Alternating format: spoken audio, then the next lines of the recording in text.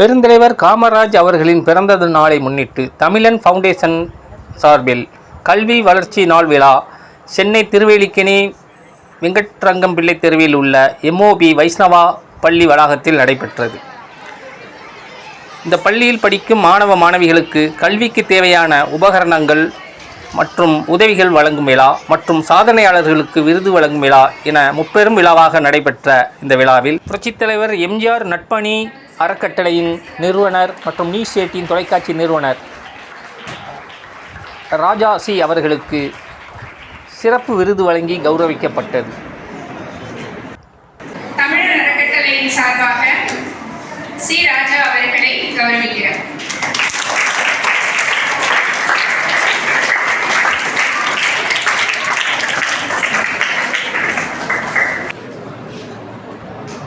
நமது சிறப்பு